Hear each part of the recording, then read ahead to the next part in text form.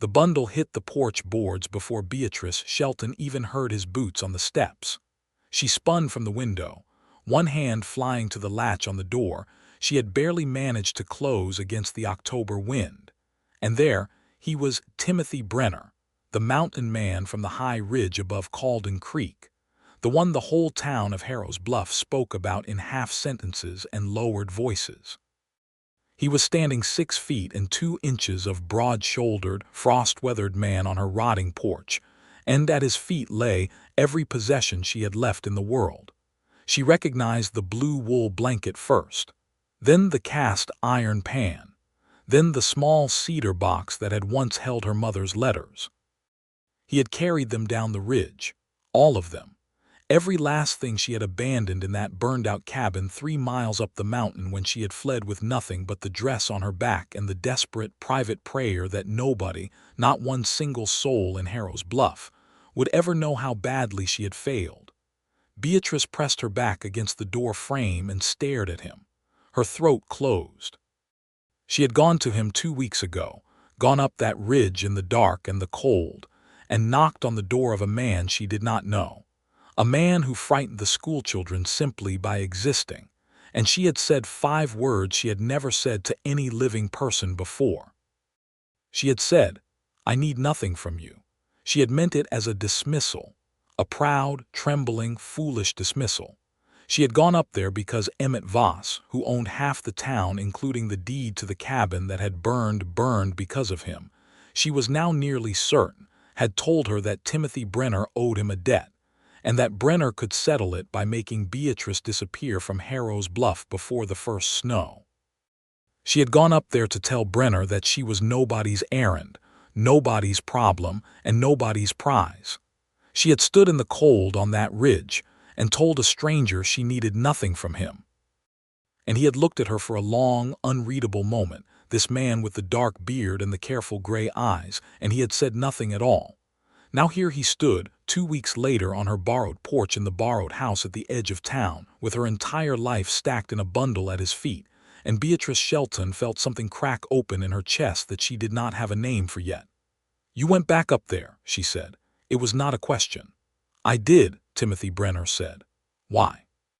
He looked at her the same way he had looked at her on the ridge, steady, careful, like he was reading something written in a language he was still learning. "Because you said you needed nothing," he said. "And everything you owned was still sitting in the ashes, and that did not seem right to me." She did not know what to say to that. She had not known what to say to him from the first moment she had seen him, and she suspected, with a dawning and entirely unwelcome certainty, that this was not going to change any time soon. 3 weeks earlier, Beatrice Shelton had arrived in Harrow's Bluff, Colorado territory, with $42, a carpet bag, and a letter of reference from the Presbyterian minister in Abilene, Kansas, who had known her mother before the fever took her. She was 26 years old. She had been a seamstress, a laundress, a schoolteacher's assistant, and briefly the wife of a man named Gerald Shelton who had died of a snakebite 14 months into their marriage, leaving her with his name, his debts, and the clarifying knowledge that she was entirely on her own. She had taken a position in Harrow's Bluff as the town's new schoolteacher, replacing a Miss Lorna Hayes who had followed a cattle driver to New Mexico and not written back. The town was small. 17 permanent structures, a saloon, a general store, a livery, a church that doubled as a courthouse, and an assortment of homes that ranged from solid to barely standing. The surrounding country was high and cold and breathtaking in the way that beautiful, dangerous things often are: pine forests climbing the mountain ridges, the creek running fast and clean through the valley, the sky above it all an impossible shade of blue in October light. Emmett Voss had met her at the stage stop. He was 53, broad in the shoulders, narrow in the eyes, and he wore his prosperity the way some men wear weapons, visibly, deliberately, as a reminder of what he could do. He owned the general store, the livery, the mill on the creek, and according to the driver who had talked the whole way from Pueblo, most of the goodwill of Harrow's Bluff's 17 registered voters. "Miss Shelton," he had said, lifting his hat.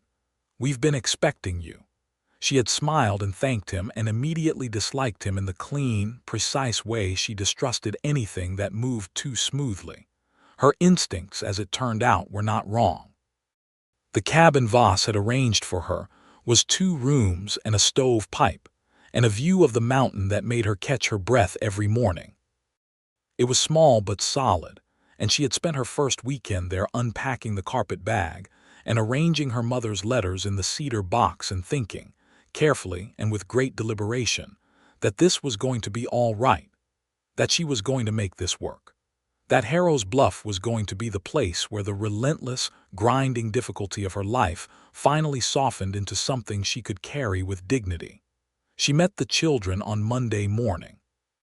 9 of them, ranging from 6 to 14, crammed into a one-room schoolhouse that smelled of chalk and pine resin, and the particular cold of a building not yet heated for the season. They were sharp-eyed and curious, and not entirely sure what to make of a woman who had clearly come a long way and showed no sign of being frightened by them. She fell in love with them almost immediately, with their questions and their muddy boots and their dogged, earnest efforts to understand things that the world had not yet bothered to explain to them. On Wednesday of her second week, Emmett Voss came to the schoolhouse after the children had gone home. He sat down in one of the small desk chairs, absurdly, given his size, and folded his hands on his knee and looked at her in a way that made the room feel smaller than it was. "I want to talk to you about your position here," he said. She set down the primers she was stacking. "All right. You're a fine teacher. The children seem to take to you." He paused. "I'd like to keep you in Harrow's Bluff." "I intend to stay," she said carefully. "Good, and I'd like to make that more formal." He looked at the window. "I've been alone since my wife passed 2 years ago. My house is the largest in town. My means are considerable. I think you understand what I'm suggesting." Beatrice stood very still. "I do understand," she said. "And I am honored by the consideration, but I am not looking to remarry." Something shifted in Emmett Voss's face. It was subtle and quick and gone before she could name it, but it left a cold feeling behind it like the shadow of a cloud passing over cold ground. "Well," he said. He stood. He put his hat back on. "You might want to think on it a while longer." She thought that was the end of it. She was wrong. The following Saturday night her cabin caught fire. She smelled the smoke in her sleep and was out the door in her nightgown and boots before she was fully awake. And she stood in the cold mountain dark and watched everything she owned, the primers, the carpet bag, her mother's letters, the blue wool blanket, the cast iron pan burn. The fire warden, a good-natured man named Horace Dell, investigated and said it appeared to be a chimney spark. Beatrice said nothing, but she had banked that stove herself. She had been careful. She was always careful. Emmett Voss came by the next morning with an expression of deep sympathy and the suggestion that she might want to reconsider her housing arrangements, since there was a very comfortable spare room in his house, and she was, after all, in a difficult situation. She looked at him for a long moment and thought about the fire, and about his face in the schoolhouse, and about the way a man with considerable means and local authority might feel about being told no. "I'll find my own arrangements," she said. She borrowed a room from Martha Ogle, the blacksmith's wife, who was a forthright woman with large hands and a generous spirit, and no patience whatsoever for men who thought their money purchased them more than goods and services. "You stay as long as you need," Martha said. "And if Emmett Voss sets foot on my porch, I will tell him what I think of him in terms he will understand." Beatrice was grateful. But she also understood, with growing clarity, that she was in a more complicated position than she had recognized. Voss owned the deed to the schoolhouse. He had arranged her original lodging. He had, she was beginning to understand, essentially brought her to Harrow's Bluff, and he had done it with specific intentions. And now that those intentions had been declined, he was a man who needed to be dealt with carefully.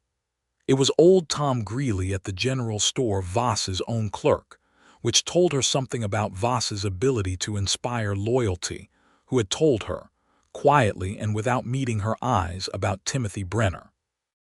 Man on the ridge, Tom had said, sweeping the floor with great concentration. Been up there 8, 9 years, trapper mostly, builds things, repairs things. Men in this town owe him more than they like to say out loud. A pause. Voss owes him most of all. There was a matter a few winters back, the kind of matter a man like Voss wouldn't want known. Beatrice had looked at the old man's bowed head and understood what he was saying without saying it. "You think Voss will use that debt to make his problem go away," she said. Tom swept harder. "I think a man who already burned one thing might not stop there." She had gone up the ridge that same evening. The climb had taken over an hour in fading light, following a trail that was more suggestion than path, her breath coming in cold clouds, the pines closing in around her with the particular silence of high country at dusk. The cabin at the top was larger than she had expected, built with the careful, deliberate solidity of someone who planned to stay. There was a light in the window. She had knocked. The door had opened, and Timothy Brenner had looked at her without surprise, as though women did not regularly climb his mountain in the dark, but he had decided to receive her as though they did. He was not what she had imagined from the town's second-hand stories. She had expected someone rougher, louder, more obviously dangerous. What she found was a quiet man somewhere in his mid-30s, with dark hair going gray at the temples, and a beard that needed tending and eyes the color of weathered slate.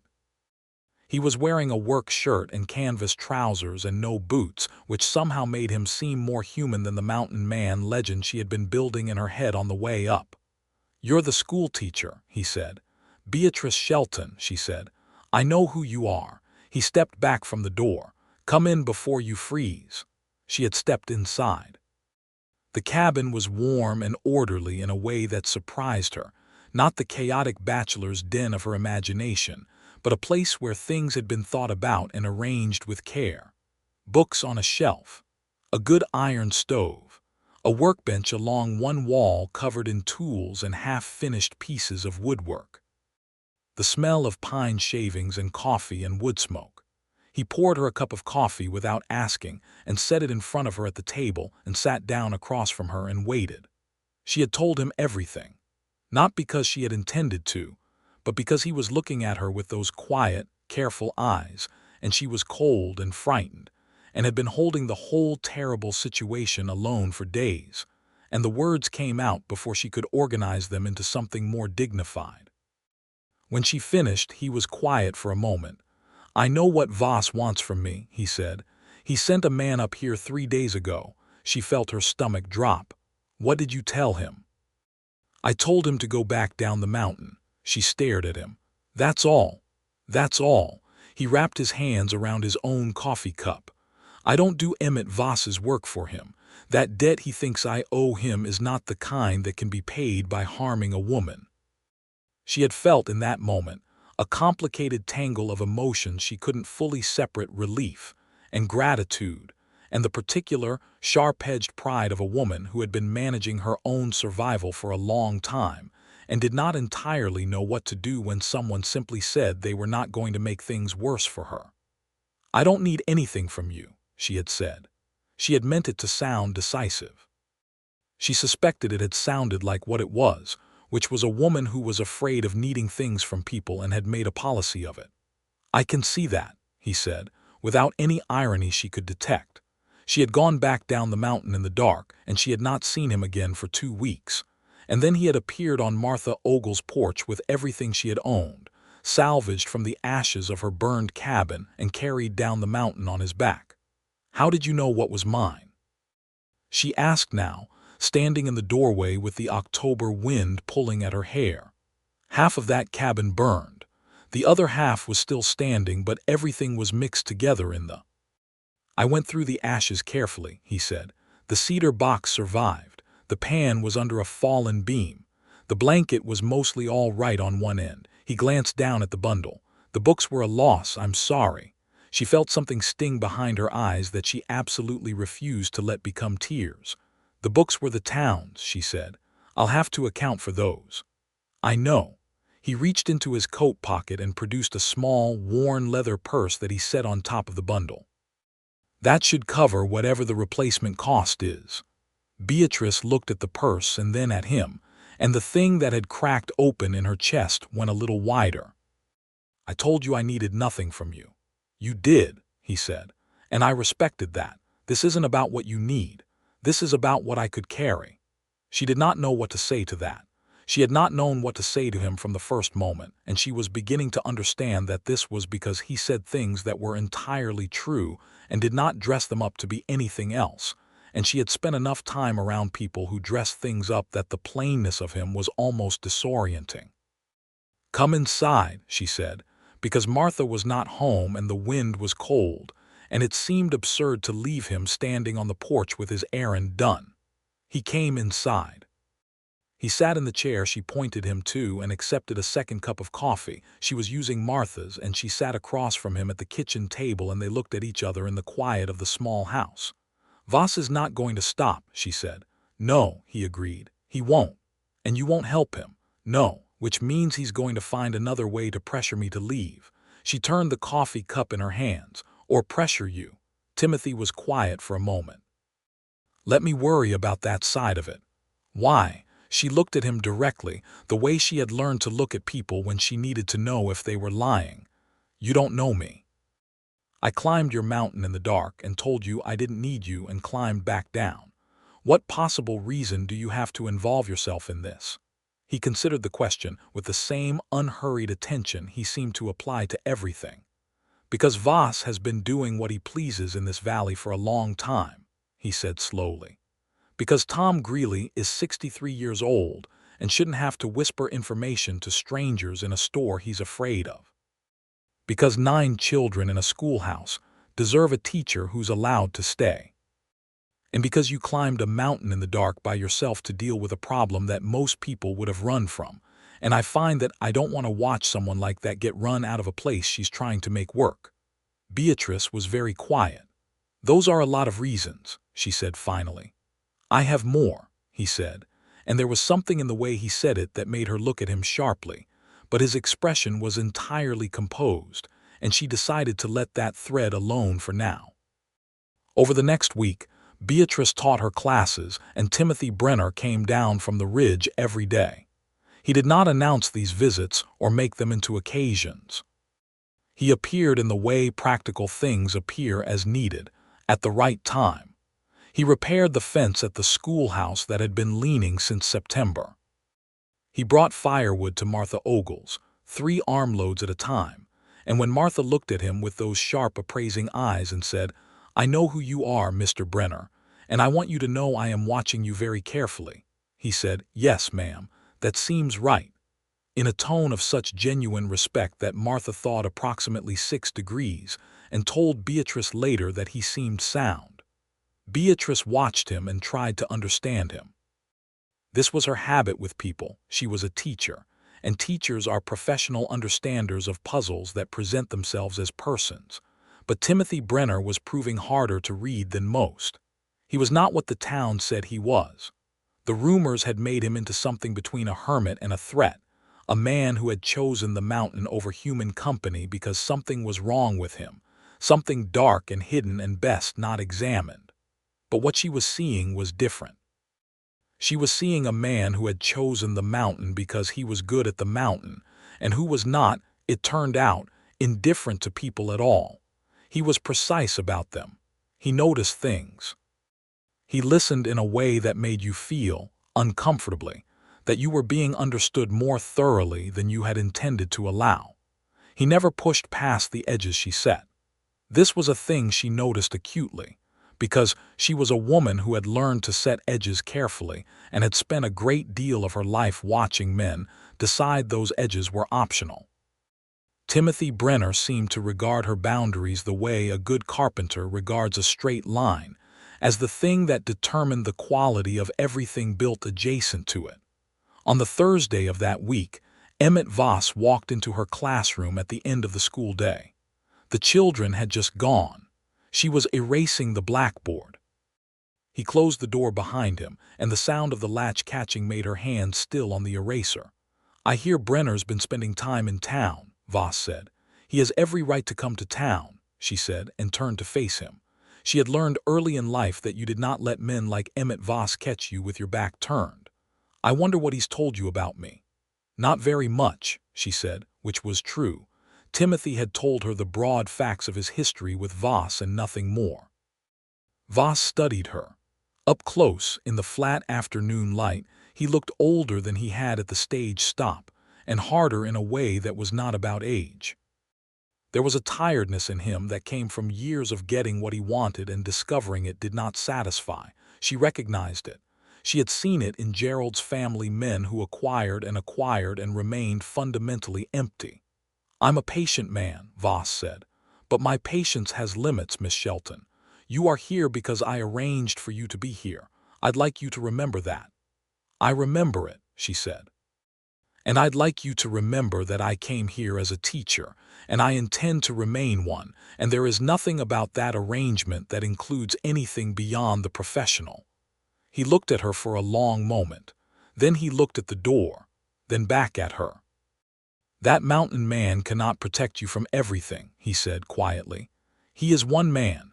He is up there and you are down here. Think about that." He left. She stood in the classroom for a full minute after the door closed, her hand pressing the eraser against the blackboard, feeling the cold of what had just happened settle through her. It was a threat, clear and spoken and utterly unprovable.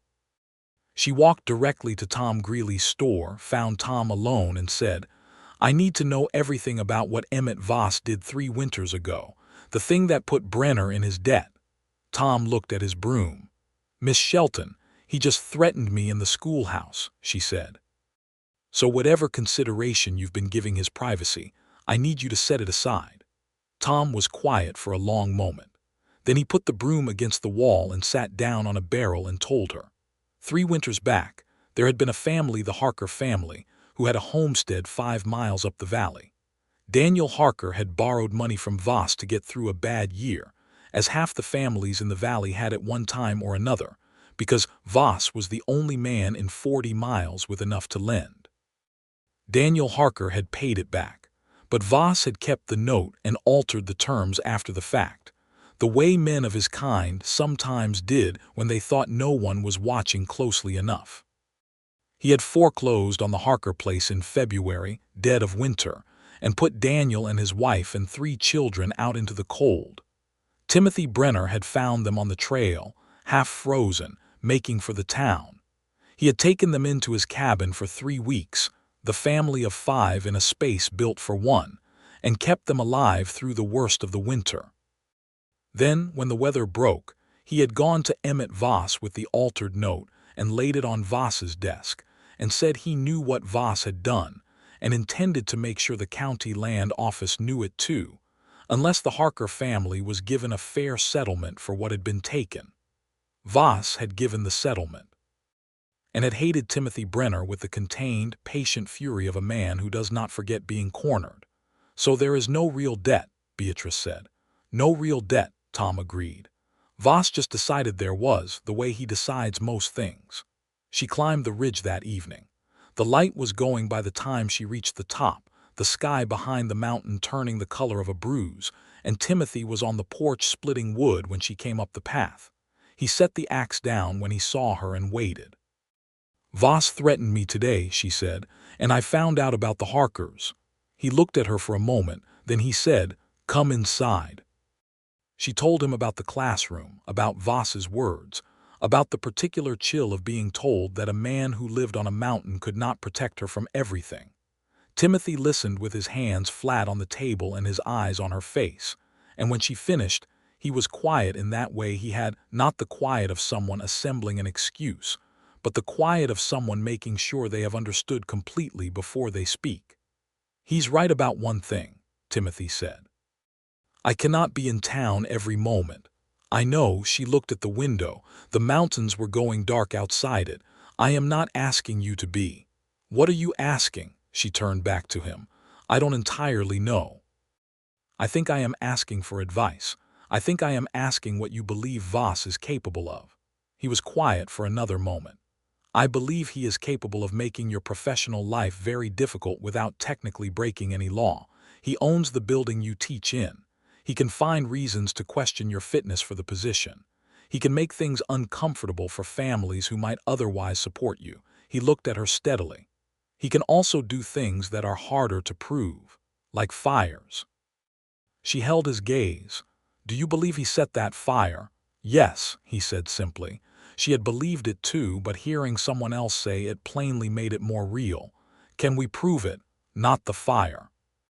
Not yet, he leaned back slightly.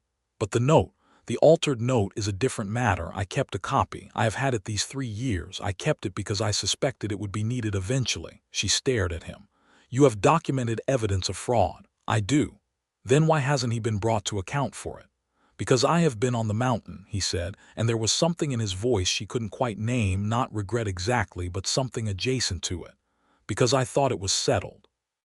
Because the Harkers got their money and left the territory, and I thought the damage was done and contained, and I thought that staying out of other people's business was the right way to live. He paused. I think I was wrong about that last part. Beatrice looked at him across the table and understood something she had been not quite understanding for a week, something about the particular geography of the choice he had made when he returned her belongings, when he started coming down the mountain. This was not just a kind man doing a kind thing. This was a man who had spent years at a careful, deliberate distance from a problem he had partially solved and partially left, and something about her, about this situation, had broken that distance open. The county land office, she said. If someone brought that note to the county land office, there is a circuit magistrate who comes through Harrow's Bluff twice a year, Timothy said. He was here in August. He comes again in April. That is 6 months away. Yes. She turned the problem over in her mind. The school board, who sits on the school board in Harrow's Bluff, Voss, Reverend Polk, Martha Ogle's husband Bill. So a third of the board is Martha's husband. Bill Ogle is a good man, Timothy said. He does not care for Voss, but he is not a brave man. People can be braver than they know when someone gives them a reason, she said. I'd like to talk to Bill Ogle. Timothy looked at her with those careful gray eyes, and something moved in them that she was beginning to learn to read. It was a small shift, nearly invisible, a kind of warmth that came and went quickly, as though he had learned to keep it under tight management. You came up the mountain to ask my advice, he said. I did. And you already knew what you wanted to do. She considered denying it and decided against it. Mostly, she admitted. He almost smiled. She had not seen him fully smile yet, and she found herself wanting to, which was the first moment she allowed herself to acknowledge, very quietly and under strict surveillance, that something was happening in the vicinity of her feelings that was going to need attention at some point. Then why climb the ridge in the dark again? He asked. She met his eyes. Because the company is better up here, she said, and watched the warmth move through his expression again before he got it under control. She talked to Bill Ogle on Saturday morning, while Martha was at the market and the smithy was quiet. Bill was a round-shouldered, decent man who sat on a stool in his own smithy and listened to Beatrice lay out the situation with his hammer in his hand and his face growing progressively more serious. When she finished, he said, I knew about the Harkers. I didn't know about the note. The evidence exists, she said. And if the school board were to document that a teacher's living quarters were destroyed by probable arson, and that the teacher was subsequently threatened by a board member, you'd need more than my vote for that, Bill said. Voss is one vote, Reverend Polk is another, and Polk goes where the money goes. What if there were evidence that Voss has been misrepresenting himself to this community for years? Bill looked at his hammer, then at her. Miss Shelton, you are suggesting something that is going to make a dangerous man very angry. I am suggesting something that is true, she said, and I have found in my experience that the truth is always going to make dangerous men angry eventually. The only question is whether you meet it on your terms or theirs. Bill Ogle was quiet for a long time. Then he said, You talk to Reverend Polk. If you can move Polk, you have 2 votes to 1, and I will sign whatever documentation you put in front of me. She went to Reverend Polk. Reverend Polk was a thin, nervous man who preached Methodism on Sundays and ran a small lending library out of the back of the church during the week, which was the most endearing thing about him. He received her in the library and listened to her with his fingers laced together on his desk and his eyes directed at a spot above her left shoulder. When she had laid out the facts, the fire, the threat, the altered note, the Harker family, he was quiet for a long while. "Emmett Voss has been generous with this church," he said. "I know," she said. "I have a building fund that depends heavily on—" "I know," she said. "And I am not asking you to put yourself at risk without reason. But I want you to think about those 9 children in the schoolhouse, and I want you to think about what reverend you would like to be remembered as being, and I want you to think about whether the building fund matters more than what you do with the building." Polk looked at her finally. He was quiet for what felt like a very long time. "Who else knows about the note?" he said. "The people I trust," she said carefully. He nodded slowly, in the manner of a man making a decision that he knows is going to cost him something. "All right," he said. "All right, Miss Shelton." She walked back to Martha's house in the October cold, feeling something she had been afraid to feel, a cautious, provisional sense that this might actually work, that she might actually stay. Timothy came down the mountain that afternoon. She was on the porch when she saw him coming up the street, and she stood and met him at the gate and told him what had happened with Ogle and Polk, and she watched his face as she spoke, that careful, attentive face, the one that gave very little away and somehow gave everything. "You moved Polk," he said when she finished. "He moved himself," she said. "I just pointed him at the door." He looked at her for a moment. The afternoon light was coming in low and golden, and it caught the gray in his beard and the lines around his eyes, the marks of years spent in weather and work and the particular kind of solitude that leaves its record on a face. "You are very good at this," he said. "At what?" "At understanding what people need in order to do the right thing." She looked away because the directness of it caught her off guard. "I am a teacher," she said. "It is the same skill." "It's not quite the same," he said. "Though it comes from the same place." She looked back at him. "And where is that?" He considered this with the gravity he brought to most questions. "Paying attention," he said. "Really paying attention to people. Not just waiting for them to say the thing you already decided they were going to say." She thought about that. She thought about how rare it was, actually, in her experience, in the experience of most people she had known, to feel truly attended to. And she thought about how this man, who had chosen a mountain over a town, who the townspeople regarded as an unknowable absence in the ridge above them, attended to things with a thoroughness that she found increasingly, dangerously compelling. "Timothy," she said, and it was the first time she had used his name and they both noticed it. "Why did you really start coming down the mountain?" He did not look away. "I think you know why," he said. Her heart did something complicated. "I would like to hear you say it," she said. "Because I thought about you," he said with the simple, steady plainness that was the whole of his character. "Every day after you climbed that ridge, I thought about you on that mountain in the dark, doing what most people would have been too frightened to do, and I found I could not stay up there and not know how it turned out." The wind moved through the pines at the edge of town. The light shifted. Beatrice Shelton, who had built a life around needing nothing from anyone, stood at Martha Ogle's gate and felt the architecture of that life flexing under the weight of something new. "I think about you too," she said, because she had also decided, somewhere between Polk's library and this gate, that she was tired of being careful with things that deserved honesty.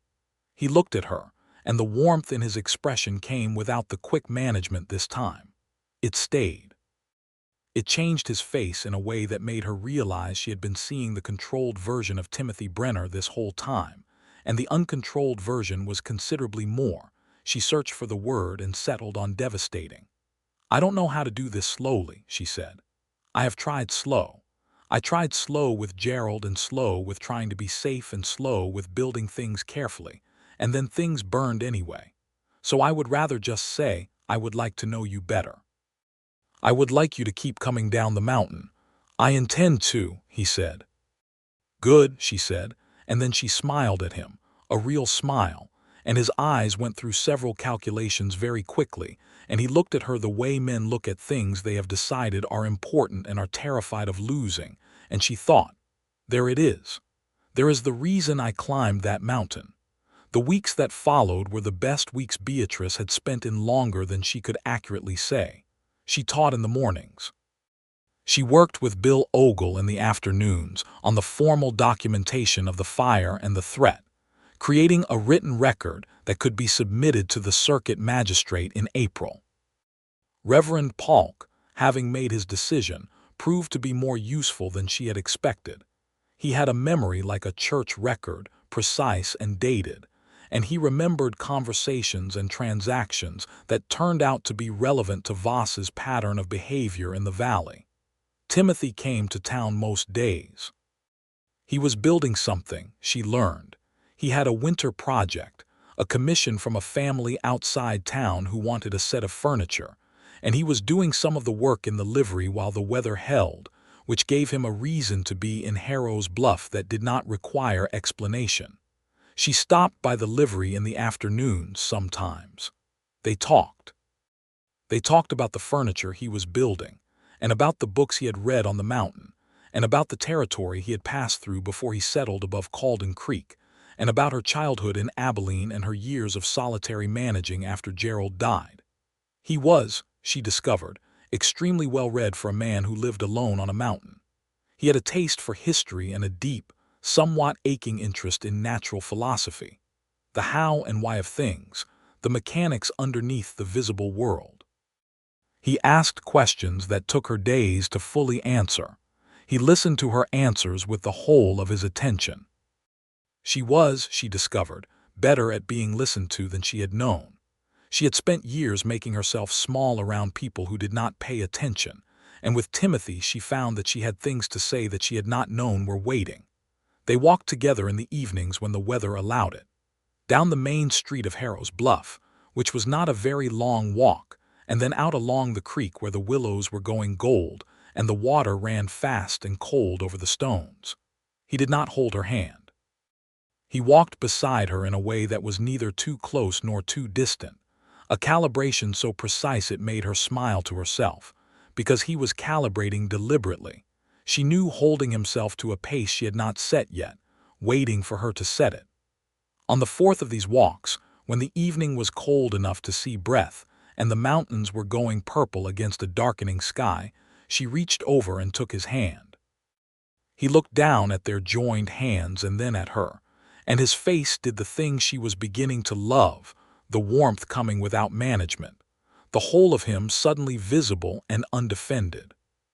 "All right," he said, which was the most Timothy Brenner response to anything she had experienced, and she laughed out loud, which was a sound she had not heard herself make in a very long time. "All right," she repeated. "Very much so," he clarified, and his hand closed around hers, warm and careful and absolutely certain. Emmett Voss noticed. Of course he noticed. Harrow's Bluff was 17 buildings and everyone watched everything.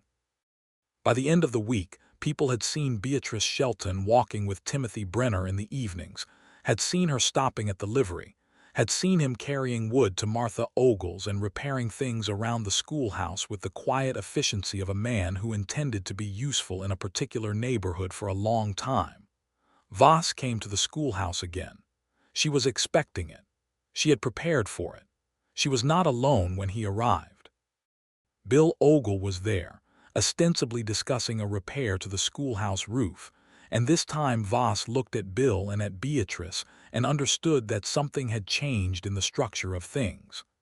"I want you to leave Harrow's Bluff," Voss said. He did not sit down this time. He stood in the doorway with his hat in his hand and his face set in lines that had gone beyond patience into something colder. "I will pay your stage fare to wherever you choose to go. I will provide a letter of reference. I will make it easy." "No," Beatrice said. "You are making a mistake." "Mr. Voss," Bill Ogle said, in a voice that was quiet but had found something firmer in it than it had possessed 2 weeks ago, "this conversation is making me very uncomfortable, and I'm going to have to ask you to take it somewhere more appropriate, or I'm going to have to include it in the board documentation we are preparing for the circuit magistrate." Voss looked at Bill for a very long moment.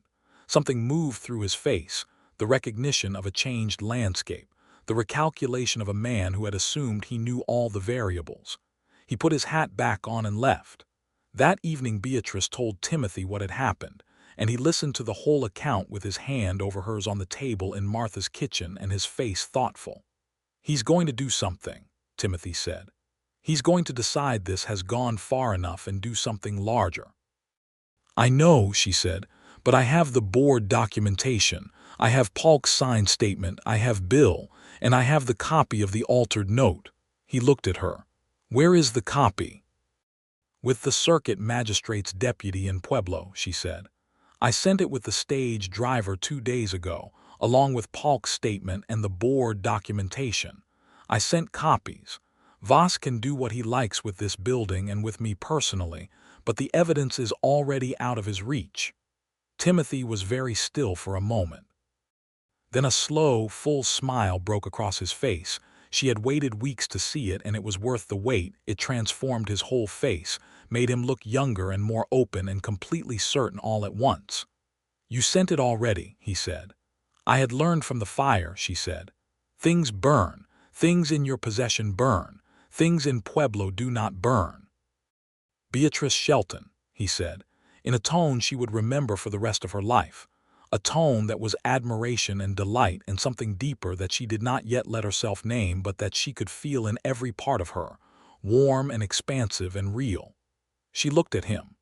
"You are going to have to kiss me eventually," she said, "and I would prefer sooner rather than later because I have been thinking about it for 3 weeks and the suspense is becoming unreasonable." He looked at her for one moment, that careful, attentive, thoroughgoing look, and then he leaned across the table and kissed her in the straightforward, unhurried way that he did everything, and it was nothing like Gerald had been, and nothing like anything she had imagined, and entirely, exactly right. Emmett Voss made his move on a Wednesday.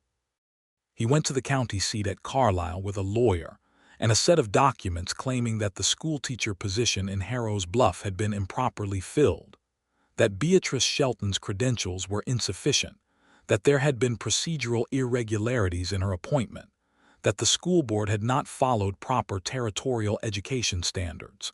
He filed a formal complaint with the Territorial Education Office. He came back with a document requiring a review of her appointment. It arrived on a Friday.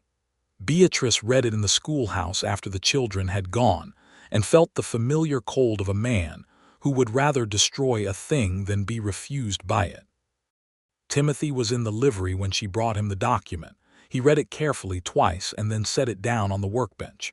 "The Territorial Education Office," he said. "Where is it based?" "Denver," she said. "An inspector would need to be sent." "How long does that take?" "Months, potentially." She looked at the document. "But meanwhile the complaint creates grounds for Voss to move for a temporary suspension of my position. Can he actually do that on his own?" "With the full board, yes. With 2 votes, his and Polk's. But Polk has signed a statement. Polk signed a statement to the circuit magistrate's office. That's a different matter from a school board vote." Timothy thought for a moment. What does Polk gain from siding with Voss now? The school board documentation naming Voss in the fire investigation would put Polk's own signature in opposition to Voss's complaint. He'd be on record supporting a man who may be charged with fraud. Beatrice looked at him. "That is exactly the argument I intend to make to Polk tomorrow morning." The corner of his mouth moved. "Of course it is." She went to Polk the next morning. She laid it out in terms that were clear and without embellishment. The position Polk would be in if he sided with Voss now, given the documentation already submitted to the magistrate's office, given his own signed statement. She did not threaten, she simply made the landscape visible. Polk listened to all of it. Then he said, with the air of a man stepping off a ledge he had been standing on too long, "I will not vote for the suspension." That meant the vote was 2-1 in her favor, with Bill Ogle and Polk against Voss. The suspension could not proceed, but Voss still had the territorial complaint outstanding. Timothy that evening said, "I know someone in Denver." She looked up from the copy of the complaint she was reading by lamplight at Martha's kitchen table. "Who?" "A man named Harrison. He served with me. I was with the cavalry for a time before the mountain." He is with the territorial government now in the land records office, but he knows people in the education department. He looked at her. With your permission, I'd like to write to him. Tell him what is happening here, not to intervene improperly, just to make sure the complaint is understood in context. She thought about this, the careful line of it, not calling in a favor to dismiss a legitimate process, but making sure the process happened with full information. Yes, she said, write to him. He wrote the letter that night, at the table in her borrowed kitchen, while she graded her students' arithmetic exercises across from him, and she watched him write, the careful, deliberate cursive of a man who had educated himself, and thought, I am going to love this man. I think I am already loving this man.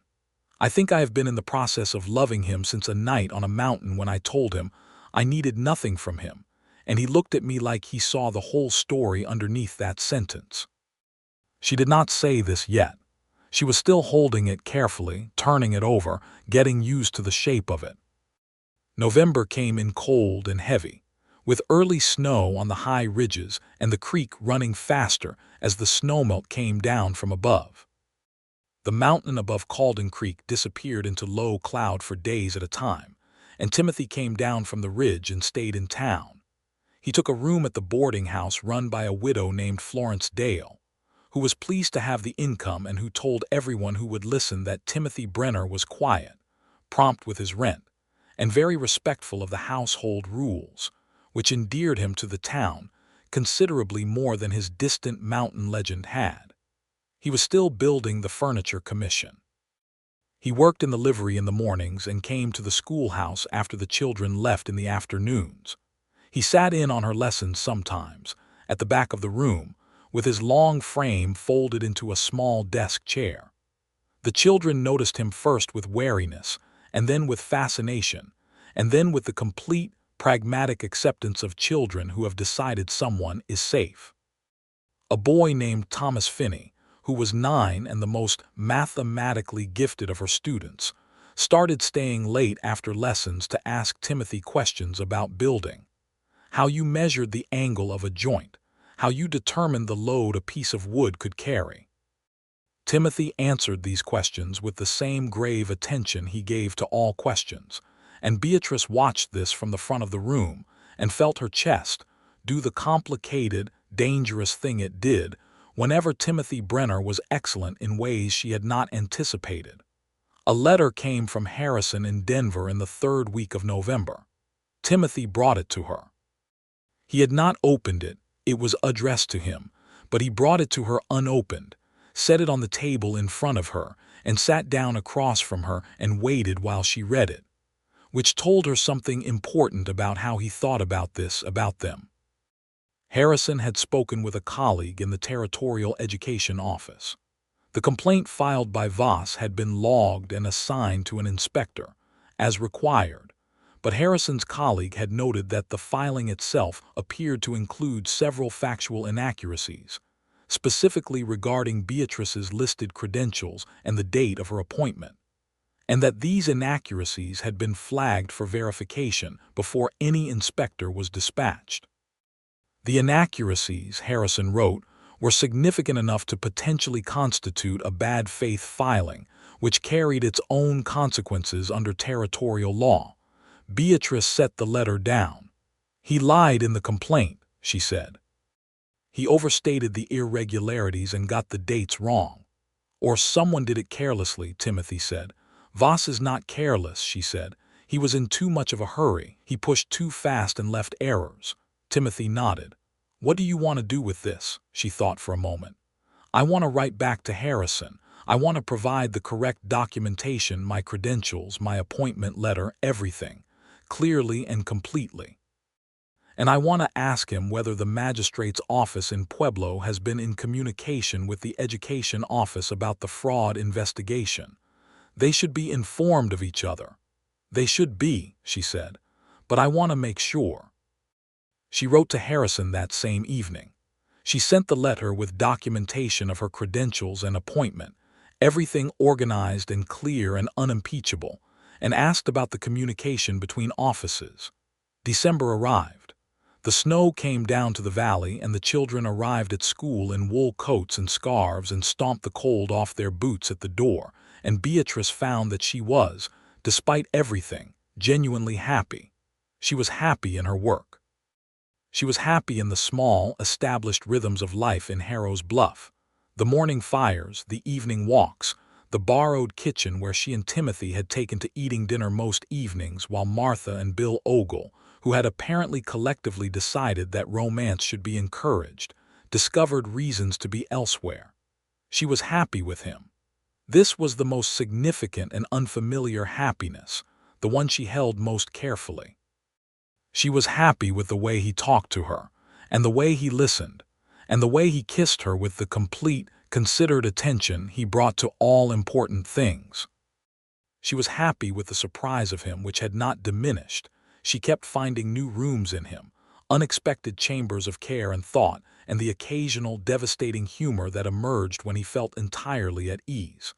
One evening in December, sitting by the fire while a storm pressed against the windows and the world outside was entirely white and howling, he said, "I want to show you the mountain." She looked at him over the book she was reading. "I've been up the mountain." "In the dark, in a panic once," he said. "That is not the same thing." "What would the same thing be?" "In the daylight, with time, when you could see it properly." He looked at the fire. "There is a place on the ridge above my cabin, maybe 20 minutes up, where you can see the whole valley, all of it. The way it lies between the ranges, the way the creek runs, I would like you to see it." She looked at him. She had learned to read the layers of what he said, the things underneath the surface sentence. He was not just talking about a view. "You want to show me where you live," she said. "The whole of it." "Yes," he said. "Why?" He turned from the fire and looked at her with those gray eyes that were entirely open right now, without any of the careful management. "Because I have been thinking about the future," he said. "And I would like you to know what the future I am thinking about looks like." Beatrice's heart did several things in quick succession. She set the book down very carefully. "Timothy," she said, "are you trying to tell me something?" "I am telling you," he said, "that I am thinking about asking you something, and I wanted you to see the mountain first, because it matters to me that you know what you would be saying yes to. I do not want you to decide without full information." "I am a teacher," she said. "I always appreciate full information." He looked at her. "Is that an encouragement?" "That is a very strong encouragement," she said, and he looked at her with the whole of his face open and unmanaged, and it was so beautiful it made her breath catch. The storm cleared by the weekend. She told Martha where she was going. Martha responded with a look of such satisfied approval that Beatrice had to hide a smile, and they went up the mountain in the December morning, in bright cold sunlight, with the snow heavy on the pines and the trail firm and clear underfoot. He led her up to the cabin, and she saw it properly this time, in daylight, in snow, with time to look at what he had built. The cabin was solid and well-made and larger than it appeared from a distance, added to over the years with the same careful deliberation he brought to everything.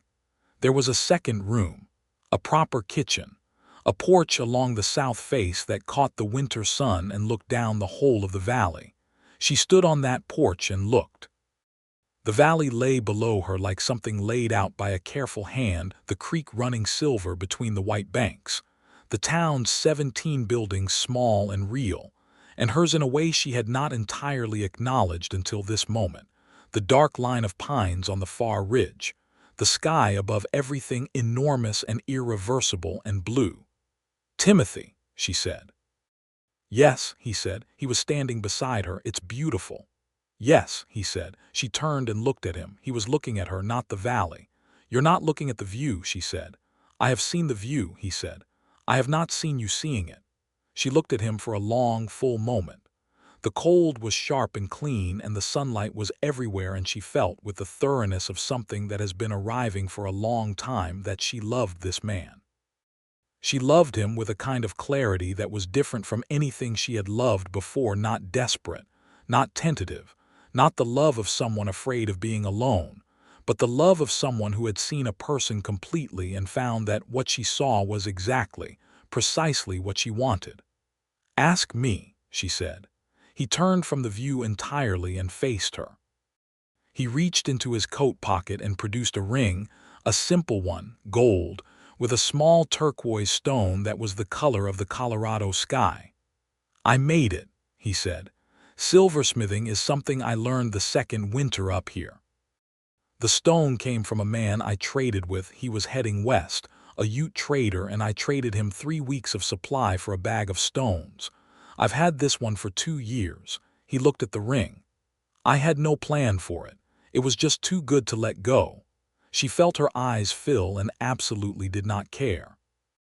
"Beatrice Shelton," he said, and the way he said her name with the whole of himself behind it, certain and clear and without any decoration, was itself an answer to every question she had not known she had been asking. "Will you marry me and come up the mountain with me, or let me come down from it for you, or some arrangement in between that works for the both of us, because I am very willing to negotiate the geography." She laughed, which broke the tears loose, and she reached out and took the ring from him and put it on her own finger because she could not wait the extra moment it would take him to do it, and she said, "Yes, absolutely yes. The geography we can discuss." He looked at her hand with the ring on it, and then he cupped her face in his hands, those large, careful, calloused hands, and kissed her in the December sun on the high ridge above the world, and it was the most complete moment she had experienced in 26 years of living. They decided on the geometry together. She would teach through the school year. He would continue coming down to town. In the spring, when the circuit magistrate came and the legal matters were resolved, they would marry. They would build a second room onto the cabin for the times they were on the mountain, and make a proper arrangement in town for when the school needed her. The letter from Harrison's colleague at the Territorial Education Office arrived in January. The inspector had been dispatched to review Emmett Voss's complaint. The inspector had also been made aware, through the proper channels, through the magistrate's office in Pueblo, of the pending fraud investigation related to the altered note and the Harker family foreclosure. The inspector arrived in Harrow's Bluff on a gray January morning and spent 2 days reviewing records, interviewing witnesses, and meeting with the school board. Voss sat through these meetings with the contained, calculating stillness of a man rearranging his position as quickly as possible. He retracted several claims from his original complaint. He said there had been a misunderstanding. He said he had relied on information from a third party that had proved inaccurate. The inspector noted all of this in writing. At the end of 2 days, the inspector declared Beatrice Shelton's credentials and appointment fully valid and the complaint unfounded, and left with several additional documents for the territorial attorney's office relating to the Harker matter. Emmett Voss knew what was coming. He had known it, Beatrice thought, from the moment the inspector arrived and made clear that both offices had been talking to each other. He came to the schoolhouse one last time. She was alone. It was a Saturday, and she was preparing lessons. He stood in the doorway, and he looked older than he had in October when she had first arrived, older and diminished in a way that was not quite pity-inducing but was recognizably human. "You outmaneuvered me," he said. "The evidence was there," she said. "I just made sure the right people knew where to look." He was quiet. "Brenner," he said. "You and Brenner." "Yes." He nodded slowly, as though this confirmed something he had been working out. "He's a good man," Voss said, and the sentence seemed to cost him something. "Better than I remembered." She looked at him. "Mr. Voss, those 9 children in this schoolhouse are not your enemies. I am not your enemy. You made a decision years ago with the Harkers, and you have been defending that decision ever since, and it has made you smaller. You could choose differently." He looked at her for a long moment. Then he put his hat on and left. She did not know if the words had mattered. She thought they probably had not in the immediate way. But she said them because they were true, and because she was a teacher and teachers believe, fundamentally and usually against the evidence, in the possibility of people. The magistrate came in April. He came with the documentation from Pueblo and the additional material from the territorial attorney's office, and he held a formal hearing in the church that doubled as a courthouse. and the hearing lasted 2 days and included testimony from Beatrice, from Timothy, from Tom Greeley, from Bill Ogle, and from Reverend Polk, who sat in the witness chair with the rigid posture of a man doing the hardest right thing he had ever done, and spoke clearly and at length about what he knew of Emmett Voss's practices in Harrow's Bluff over the past decade. Voss had a lawyer. The lawyer was competent. But the altered note was the altered note, and there was no way to make it into something else, and by the end of the second day it was clear which direction things were moving.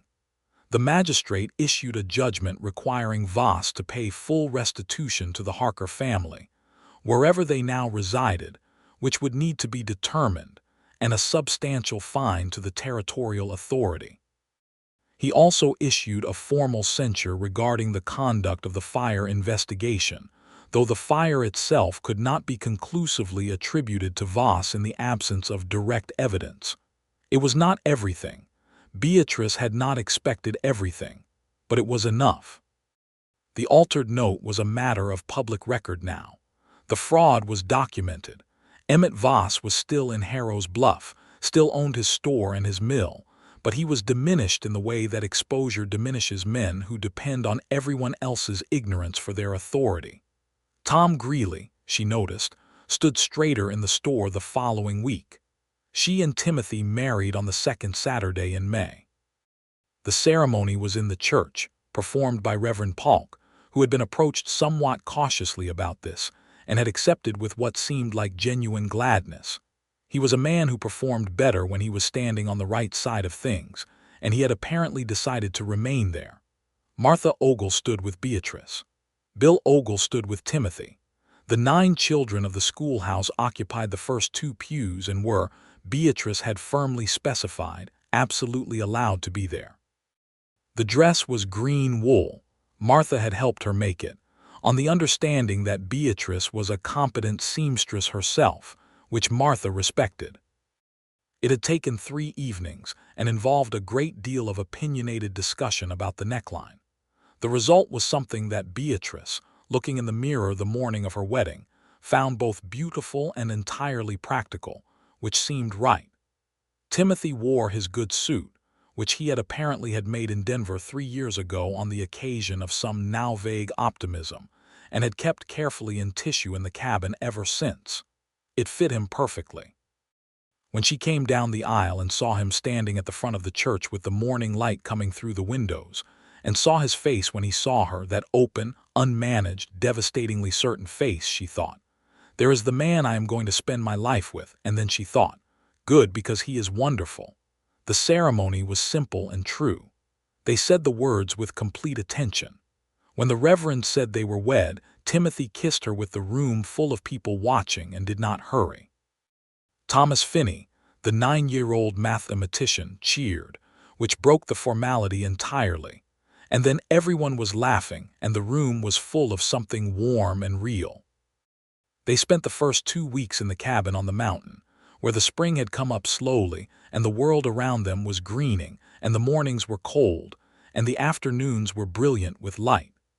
Beatrice cooked on the iron stove, and Timothy rebuilt the south-facing porch to be wider and stronger, with 2 chairs that he had made himself, placed exactly right to watch the evening come over the valley.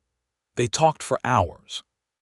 They had been talking for months, and still there were things they had not gotten to: his years in the cavalry, her years after Gerald, the books they both had read and wanted to talk about with someone who would actually engage with the ideas. They argued about Emerson. They agreed about Darwin. They disagreed about the best route for the coming railroad through the territory, and the disagreement was so enjoyable that it ran over 3 evenings. She went back to town on Monday mornings and came up the mountain on Friday afternoons, and the ridge between Harrow's Bluff and the cabin became a path she knew completely. Every rock, every tree, every place where the trail turned and the valley opened below or the mountain rose above. She grew to love the walk. She grew to love arriving at the top and seeing the lamp in the window, because he always had the lamp lit for her. Emmett Voss sold the general store in July. Tom Greeley, in a development that everyone in Harrow's Bluff received as a correction of the universe, purchased it with money borrowed from his sister, and became the proprietor of the store he had worked in for 12 years. He renamed it Greeley's and painted the sign himself, badly and joyfully. Voss left Harrow's Bluff at the end of August. He went to Pueblo, and then, from what the stage driver reported, further south. He was not mourned in the way that men who have done important things are mourned. He was released, and the valley breathed differently without him, and within a season his name was mostly what people called the specific kind of cautionary tale in which a man's smallness catches up with him. In September, Beatrice understood she was expecting. She sat with this knowledge for 2 days, turning it over and getting used to its weight before she told Timothy. She told him on a Friday evening when she came up the ridge and he had supper on the table and the lamp lit, and she set down her bag and looked at him and said, "I have news." He looked at her face. Something moved in his expression, reading hers. "Good news?" he asked carefully. "Very good news," she said. She told him. He was very still for a moment. Then he crossed the room and put his arms around her with a care that she recognized, the care of someone handling something enormously important, and held her in the warm light of the lamp with the mountain dark around the cabin and the valley sleeping below. "A child," he said into her hair. "A child," she confirmed. "Our child." "Yes," she said, and felt him breathe. He held her for a long time. Then he pulled back enough to look at her face, and his expression was— she had seen all of his expressions by now, she thought. She had catalogued them carefully over months of paying attention, but this one was new. It was something that had arrived from a place she had not previously had access to, a depth of feeling that was not happy, exactly, or not only happy, but something larger and more permanent, the kind of thing that only comes when a person understands that their life has changed direction entirely, and the new direction is everything they did not know they needed. "I will build another room," he said finally, because he was Timothy Brenner and this was how he expressed the inexpressible. She laughed.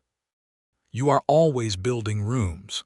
"Yes," he said, "because there are always more people worth making space for." She looked at him. He meant her. He had meant her the first room he added after she came. She understood that now.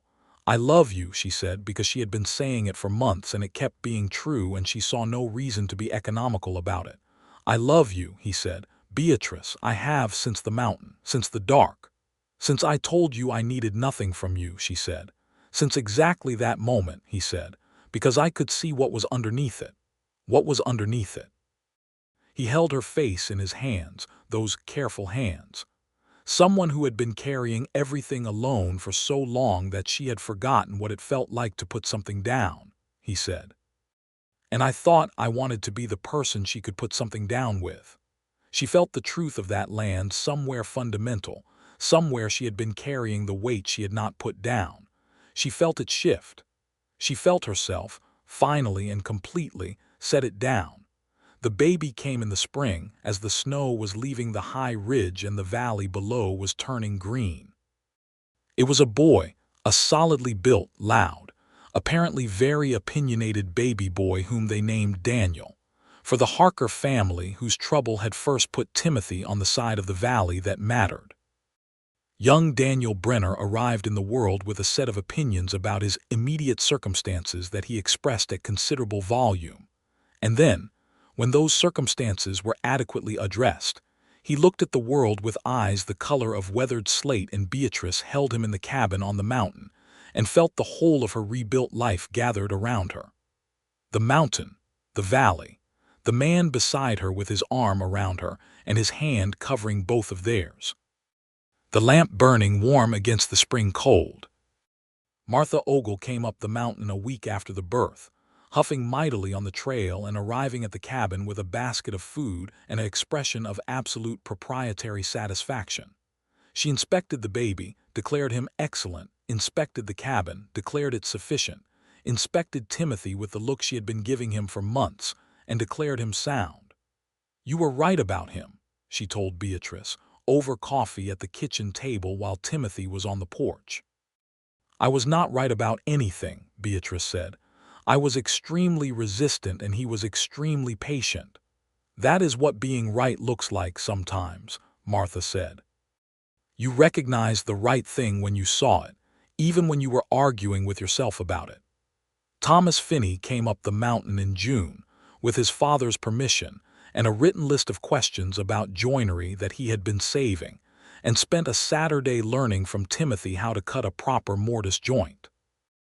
Beatrice watched from the porch, with Daniel asleep in her arms, and thought about the specific joy of watching a patient person teach a curious one, and about the fact that this was her life. This mountain, this man, this growing household, this valley below where 9 children were spending their summer waiting to bring her new questions in September. She went back to teaching in September. Daniel was 6 months old, and Martha had expressed, without any ambiguity whatsoever, that she considered it a personal pleasure to watch him on school days, and that Beatrice should not argue about this. Beatrice did not argue. The schoolhouse had 13 children. Now 2 new families had settled in the valley over the summer, drawn by news of the area and by the improving reputation of the school. Beatrice applied to the Territorial Education Office for an expanded book allocation and received it, along with a formal commendation for her work in the previous school year, which she read in the schoolhouse and then set aside to show Timothy that evening. When she climbed the ridge that Friday, he had read it before she could even take off her coat. She had given him the envelope to hold while she hung it, and he looked at her over the paper with an expression of such uncomplicated, wholehearted pride that she had to look away and look back, getting used to it. "I would like this to be framed," he said. "You would not," she said. "I would, on the wall, here in this cabin." He set the paper down. "So that anyone who comes in knows who lives here." She looked at him. "Who lives here?" "Someone exceptional," he said, and kissed her before she could argue. 2 years after Daniel, their second child came, a girl, rosy and calm and apparently entirely unconcerned with the difficulty of the world, who they named Mary, for Beatrice's mother. Mary arrived in October, when the aspens on the ridge were golden, and she slept through her own first night with a serenity that made Beatrice look at her and then at Timothy and say, "This one is going to be dangerous." "Dangerous how?" Timothy asked, sitting beside her on the bed with Daniel, now 2 and very interested in his sister, wedged between them. "Calm people," Beatrice said. "Calm people who sleep well and see everything. They know exactly how patient to be. They wait until you aren't watching, then they take everything over." Timothy looked at his daughter's serene face and then at his wife. "She sounds like someone I know," he said. "I am not calm," Beatrice said. "You are when it matters," he said. Daniel, who had been studying his sister with great scientific seriousness, reached out and patted her on the head with the careful excessive gentleness of a toddler trying very hard to be gentle. Mary opened her eyes, looked at her brother, and appeared to immediately assess him and file the information. "Yes," Timothy said, "dangerous." The Harker family was found 2 years after the magistrate's judgment in Flagstaff, Arizona Territory. The restitution payment reached them through the Territorial Authority with a letter explaining the source. They wrote back to the magistrate's office, which forwarded the letter to Beatrice and Timothy. The letter was from Sarah Harker, Daniel Harker's wife. It was short and written with the particular economy of someone who does not have easy access to paper and takes words seriously. It said that they had rebuilt, that Daniel had work and the children were in school, that they had not forgotten that winter on the mountain or the man who had taken them in, that they were glad to know the matter had been brought to account, that they hoped Timothy Brenner and the people he cared about were well. Beatrice read the letter twice. Then she handed it to Timothy, who was sitting across the table from her with coffee going cold while he read something else. He read it. His face was entirely still. "They're all right," he said. "They are," she said, "because of you, 3 winters ago and again now." He looked at the letter for another moment. "I should have gone down from the mountain sooner," he said. "I should not have stopped at the Harkers and returned to the ridge and assumed the problem was contained. I should have, Timothy," she covered his hand with hers. "You went down when I knocked. That is what happened. The rest was what led to the knock, and the knock led to everything else. Let it be what it was. He turned his hand over and held hers. He looked at her in the lamplit kitchen, with the mountain dark outside and the children sleeping in the rooms they had built, and she saw all of it in his face. The years on the ridge and the morning she had arrived, and the fire and the bundle on the porch and the ring made from a stone a Ute trader had left him for a reason neither of them would ever know completely. "You came up that mountain in the dark," he said. "You told me you needed nothing from me. And you gave me everything you could carry down the ridge," she said. He looked at her. The warmth was there, all of it, all the warmth that he had once kept under such careful management, entirely unmanaged now, entirely visible and given. "I'd have carried more," he said, "if the ridge had been longer." She squeezed his hand. "The ridge was exactly long enough," she said.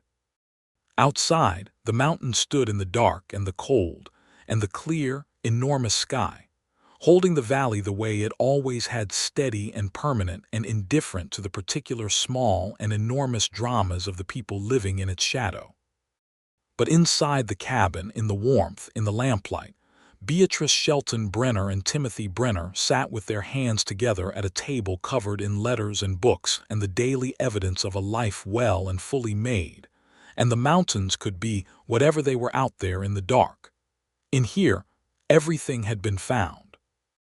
The years that followed settled into a life so full and varied and genuinely lived that the people in Harrow's Bluff, when they spoke of the mountain man and the schoolteacher, did so with the particular affection people reserve for stories that have the quality of being both unusual and right, the kind of story that makes the world seem slightly better organized than it usually appears. Beatrice taught for 23 more years in Harrow's Bluff.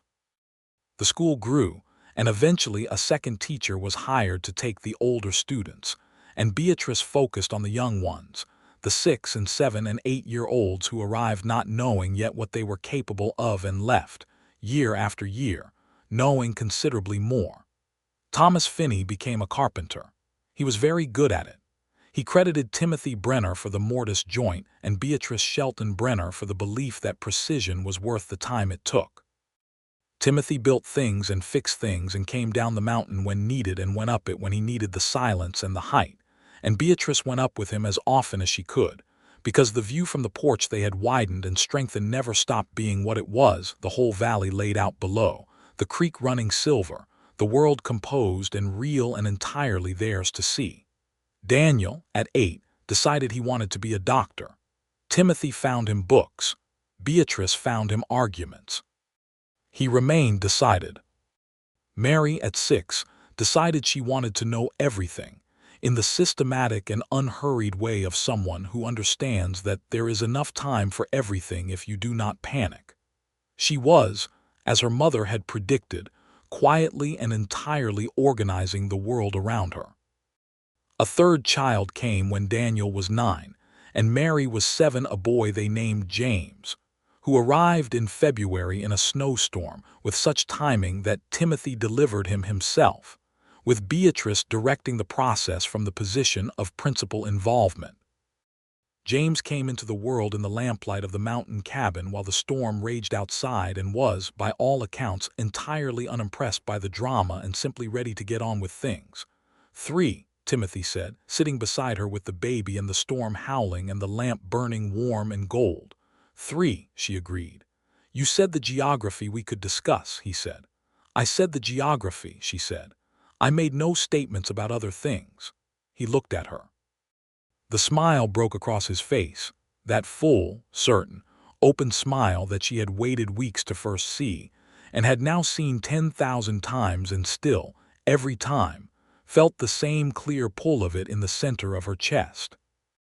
"Beatrice," he said. "Timothy," she said, "I am very glad you came up the mountain that night." "I am very glad you came down from it," she said. He kissed her forehead. The baby slept. The storm moved on, the way storms do, and in the morning the mountain was bright with new snow, and the sky was the impossible Colorado blue, and the valley below lay clean and still and full of the ordinary, extraordinary life they had made in it together, from the dark and the cold and the specific exact moment she had knocked on his door and said she needed nothing, and he had looked at her and seen everything. It was enough. It was more than enough. It was, Beatrice thought, watching the morning light come over the ridge from the widened porch with her coffee warm in her hands, and the sounds of her household waking behind her. Exactly what a life was supposed to be when it had been properly and honestly built. She heard him behind her, the familiar weight of his steps on the good, solid porch boards, and then his arms came around her from behind, and she leaned back into him, and they stood together and watched the light move across the valley they had chosen, and the mountain rose above them, steady and indifferent and entirely beautiful, the same mountain it had always been, the same ridge, the same trail they both knew completely now. "Good morning," he said into her hair. "Good morning," she said. Below them the creek caught the light. The town stirred. The children sleeping in the rooms behind them moved toward waking, toward the full, loud, demanding day. And on the high ridge above Calden Creek, in the cabin built for one and expanded for five, the mountain man and the schoolteacher stood in the early light of a morning that was like all their mornings, ordinary and irreplaceable and entirely, completely theirs.